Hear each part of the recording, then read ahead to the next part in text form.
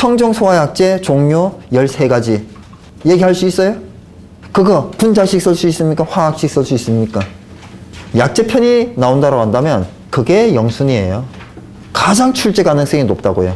물론 가장 암기하기가 어렵죠. 그거 지금 이해라고 그랬어요? 암기라고 그랬어요?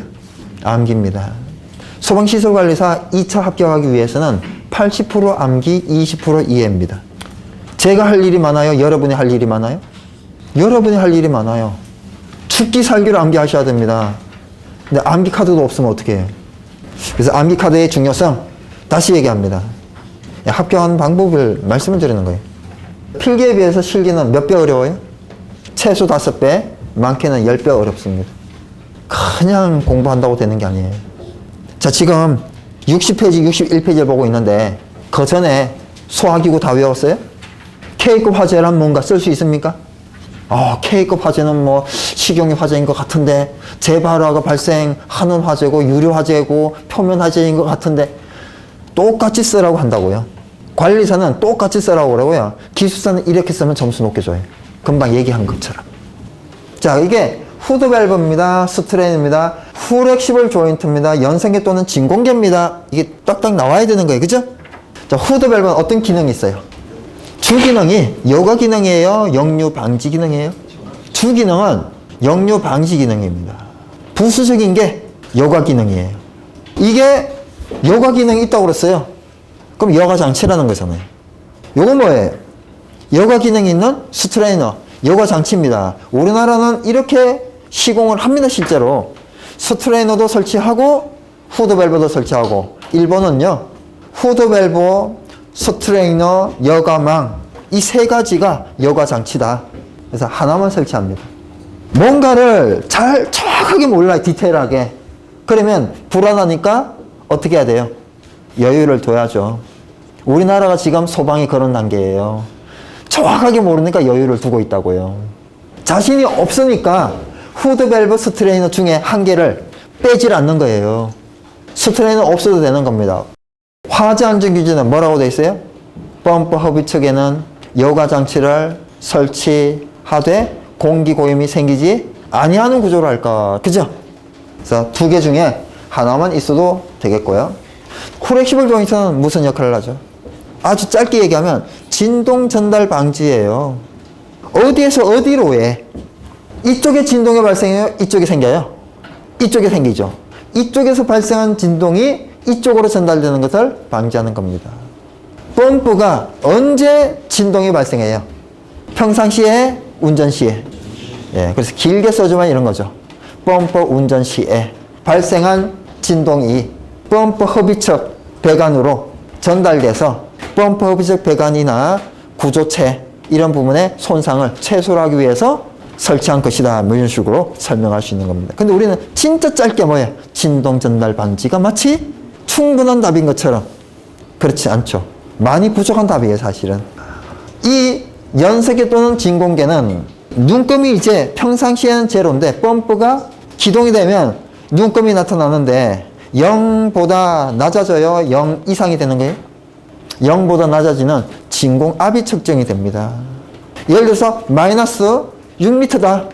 아니면 마이너스 300mHz다. 아니면 마이너스 30cm Hz다. 뭐 많은 단위로 표현할 수가 있을 겁니다. 또는 30cm Hg V 또는 한글로 30cm Hg 진공. 그래서 마이너스를 붙이는 방법, V를 붙이는 방법, 진공을 붙이는 방법. 마이너스 6m든 마이너스 30cm든 간에 이 값은 뭘까요? 뭐 더하기 뭐 더하기 뭐 뭘까요? 한 개일까요? 두 개일까요? 세 개일까요? 두 개죠. 펌프 허빙 높이 플러스 펌프 마찰 손실 수두가 나타날 수가 있는 거예요. 즉 펌프 허비 측에 있는 모든 게 나타나는 겁니다. 허빙 높이와 허빙 마찰. 그래서 이 눈금 플러스 이 압력계의 눈금을 하게 되면 펌프의 양정을 개선할 수 있는 거예요. 물론 압력계와 연선계의 높이도 들어가야 되겠지만요. 양정 계산법 중에 하나가 연선계 눈금 더하기 압력계 눈금 더하기 높이 차인데 이것은 흡입측 배관 구경과 토출측 배관 구경이 같을 때 사용하는 방법이에요. 토출측에 있는 압력계는 대기압 이상의 압력을 측정하고 얘는 대기압 이하의 압력을 측정하면 되는데 대기압 이상의 압력, 예를 들어서 5.2kg/제곱센티미터가 나왔어요. 이 값은 과연 뭘 의미할까요? 토출 높이 더하기, 토출 마찰 더하기, 방수 압력 환산 수도 또는 잔류 속도 수두를 합니다. 잔류 속도 수두. 옥내 소화전 노즐 선단에서 0.17MPa, 1.7kg/제곱센치, 17m. 17m가 뭐예요? 수두 단위입니다. 잔류 속도 수두, 노즐 선단에서의 방수 압력 환산 수두. 17m 이상이니까 22m일 수 있고 23m일 수도 있어요. 그죠? 그래서 23m 더하기 마찰 더하기 높이가 압력계 눈금이에요. 이 압력계는 어디 설치해야 되고 연생계는 어디 설치해야 되죠? 펌프 흡입 측에 연생계 또는 진공계, 압력계는 펌프 토출 측, 체크밸브 이전, 프렌지 가까운 곳에. 그죠? 얘와 얘는 가까울수록 가장 좋아요. 토출적 프렌지, 흡입적 프렌지에 가까울수록 가장 좋다고요. 왜요? 조금 전에 이 눈금 더하기 이 눈금 더하기 얘와 얘의 높이 차를 하면 전 양정인데 뭔가가 좀 빠져 있어요. 딱 한 개가. 압력계와 연생계 사이에 마찰 손실은 빠져 있어요. 양정을 정확하게 압력계 연생계를 이용해서 계산하려면 비교적 정확하려면 마찰 손실을 어떻게 해야 돼? 최소화해야죠. 그럼 최소화할 수 있는 방법은요? 펌프에 건접 설치하는 거예요.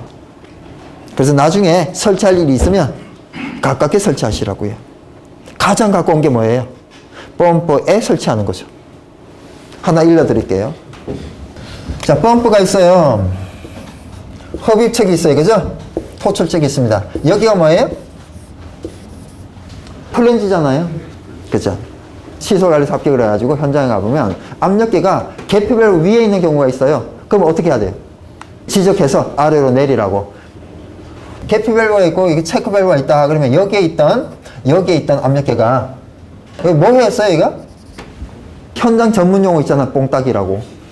이 뽕따기를 냈어요. 뽕따기 하면 돼요? 사실은 안 돼요.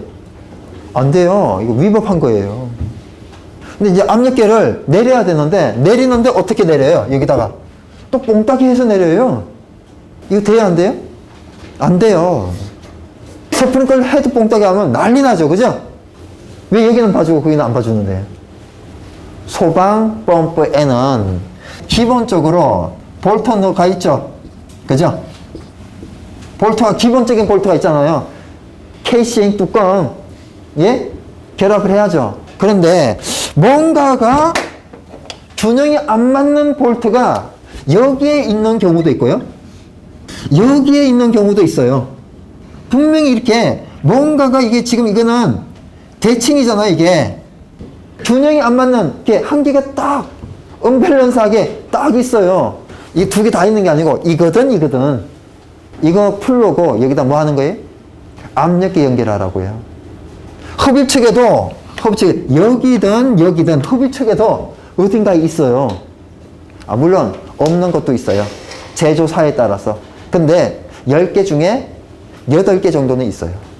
제가 이 구명이 뭐냐고 펌프 만드는 회사에 전화를 해봅니다. 그 사람들이 옛날부터 하던 거래요. 몰라요, 그 사람들이. 자, 플렉시블 조인트입니다. 얘는 진동 전달 방지인데 진동이 상호 진동이에요. 펌프에서도 진동이 발생하지만 이 배관에서도 진동이 발생해요. 이 기에서 진동 발생하는 건 왜 발생하죠? 수격 현상 때문에. 자, 릴리프 밸브 뭔 역할을 하죠?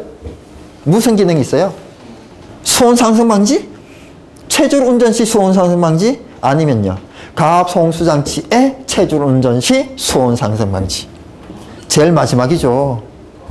뭐 충압 펌프의 체줄 운전 시 수온 상승 방지 맞아요? 충압 펌프에는 설치 대상이 아니에요. 자, 성능 시험 배관. 예, 펌프 성능을 시험하는 배관인데 뭐를 측정할 수 있는 유량 측정 장치가 그저 설치가 돼야 됩니다. 자, 물올림 장치입니다. 물올림 장치는 무슨 역할을 하는 거예요? 이 허비측 배관의 펌프에 물이 차 있어야 되겠죠? 마중물. 그래서 옛날에 우리가 뭐 이렇게 이런 거 있잖아요. 이런 거니까. 여기 할 때 물 한 바가지 딱 넣고 이 펌프잖아요. 요즘은 거의 없죠? 자, 얘는 펌프 허비측에 물을 보내주는데, 예, 언제 보내줄까요? 후돌 밸브에서 소량 누수가 발생을 했어요. 소량 누수. 자, 이쪽에서는 역류 방지되죠? 체크 밸브. 이쪽 물은 내려올 수가 없어요. 그래서 소량 누수가 됐어요. 그러면 소량 공급을 해줍니다. 소량 누수, 소량 공급. 자, 그런데 후드 밸브야 많이 고장이 나요. 많이 역류가 되는 거예요. 대량 누수, 역류, 공급을 계속 해줘서 이게 펌핑이 잘 되면 되는데 안 된다는 얘기죠. 관계자에게 좀 알려줘야죠. 뭐 어떻게 알려줄까요? 그래서 이 배관보다 이 배관이 굵지 않은 거예요. 이건 15mm 이상, 얘는 몇 mm 이상. 기준이 없어졌어요.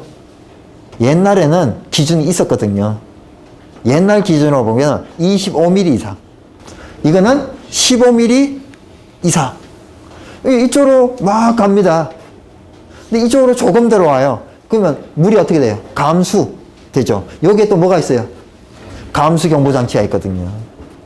그래서 감수 경보 해주는 겁니다. 아, 그러면 이제 사람이 가서 왜 물이 없지? 뭐가 문제지? 다른데 멀쩡한데? 야, 후드 밸브 검사해보자. 이렇게 되는 거예요. 자, 성능시험, 배관, 물올림 장치, 릴리프 밸브, 충압 펌프요. 충압 펌프는 무슨 역할을 하는 거예요? 충압 역할이죠. 어디를? 체크 밸브와 체크 밸브와 체크 밸브와 옥내 소화전 사이를, 체크 밸브와 요 사이를, 안전 밸브 사이를. 그래서 이쪽, 여기 체크 밸브까지. 이쪽, 그리고 이렇게 충압을 하는 겁니다. 압력을 높여놨어요. 압력이 조금 떨어졌습니다. 충압 펌프 기동. 압력이 조금 떨어졌어요. 충압 펌프 기동. 기동 정지, 기동 정지. 압력이 더 떨어지면요. 주펌프 기동. 충압 펌프는 왜 충압을 했어요? 펌프를 자동 기동 및 정지하려고. 이 압력 챔버나 압력 스위치는 왜 설치를 했어요? 기동 정지용이죠. 그러면 압력 스위치만 있으면 안 되냐? 되죠. 그래서 압력 스위치만 있는 방식도 있죠. 기동용 수화기 장치는 이 압력 챔버 방식이 있고요. 그냥 압력 스위치 방식이 있어요. 그러면 이 압력 챔버는 무슨 역할을 하냐? 압력 스위치의 오동작 방지를 해요. 그럼 오동작은 뭐냐? 충압 펌프 기동 정지 시에 주펌프가 기동하면 돼요, 안 돼요? 안 되거든요. 충압 펌프가 기동 정지했는데 주펌프가 기동하는 거예요. 어떻게 했더니? 챔버가 없이 압력 스위치만 설치했더니. 옛날 압력 스위치예요. 그래서 챔버를 설치해서 이렇게 일부 물, 일부 공기. 이 공기가 하나도 없으면 똑같은 효과예요. 충압 펌프 기동 정지하면 또 주펌프가 돌아요. 조금 전에 없다가 여기 있는 게 뭐가 있어요? 밸브죠. 그죠? 이 밸브는 그런 기능을 한다고 얘기를 했어요. 그죠? 그러면 이 밸브가 3개가 다 있어야 되냐? 하나만 있어도 되냐? 아니면 2개만 있어도 되냐? 가장 좋은 거는요, 2개만 있는 거예요. 이거 빼고요, 이 2개만 있는 게 가장 좋아요. 돈을 생각하면요, 이거를 빼고 이거를 설치했어요. 그랬을 때 펌프 수리 교체 시 밸브를 잠갔어요. 얘를 수리 교체하려고 얘를 잠가요. 그죠? 그러면 얘도 지금 문제가 발생하는 거예요. 하나 때문에 올스톱이 되는 거죠. 안 좋은 방법이에요. 그래서 그런 방법은 쓰질 않습니다. 61페이지에 문제 1번 점검 9의 기출. 그죠? 무슨 문제예요? 개통도를 거리라고요. 수저의 수위보다 펌프가 높게 설치되어 있다. 정압 흡입 방식이에요? 부합 흡입 방식이에요? 부합 흡입 방식이에요. 문제 2번 펌프 흡입 측과 토출 측의 주위 배관을 도시하고 밸브 및 기구 등의 이름을 쓰시오. 정압 흡입 방식을 그리시오. 기동장치는 기동용 수화 개비 장치 사용. 그러면 기동용 수화 개비 장치가 있다는 얘기는 충압 펌프가 있다는 얘기예요. 한 번은 점검해서, 한 번은 설계해서, 한 번은 부합이, 한 번은 정합이 골고루 출제가 됐어요. 자, 수원의 수량은 이렇게 계산합니다. 개수 곱하기 2.6, 5개 이상은 5개. 지금 이게 설계 시공 과목이에요. 설계하고 점검 공통이에요. 공통이죠. 그러니까 이런 것들을 조금씩 이렇게 봐두면 점검 실무 중에 간단한 계산이 나왔을 때 어떻게 할 수 있었어요? 맞을 수 있었겠죠. 근데 이렇게라도 안 해주면요, 못 맞을 가능성이 훨씬 크겠죠.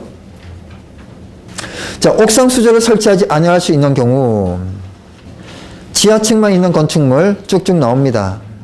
자, 6번에 제5조 1항 9호 단서에 해당하는 경우, 기동 스위치에 보호판을 부착하여 옥내 소화전 함에 설치한 방식은 온오프 스위치 방식이에요.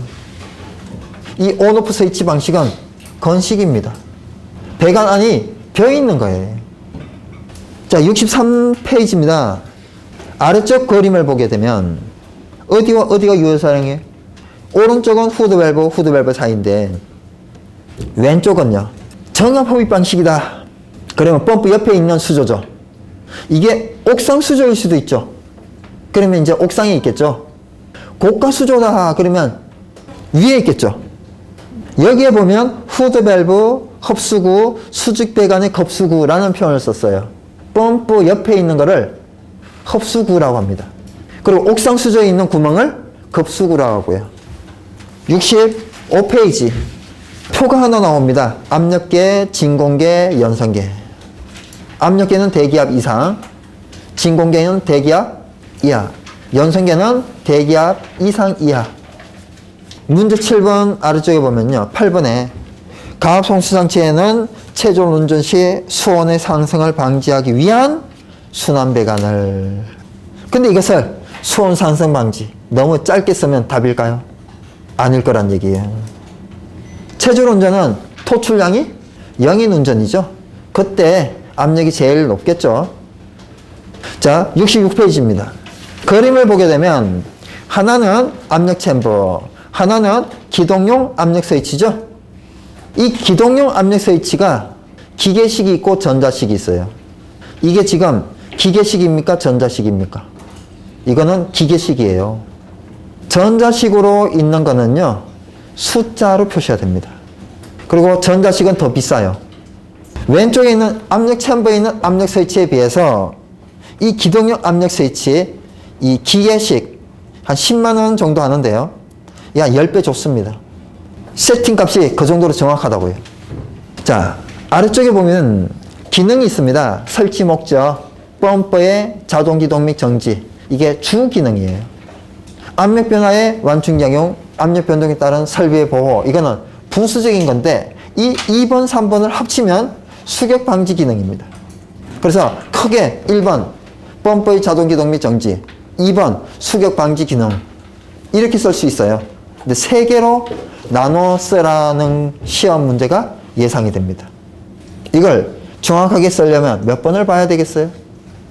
2번, 3번은 헷갈려요. 압력 변화의 완충작용, 압력 변동에 따른 설비의 보호, 말이 꼬여요. 근데 꼬여도 괜찮아요. 왜요? 지금은 비슷해도 합격하는 때예요. 이 비슷하게도 못 쓰는 사람이 너무 많기 때문에.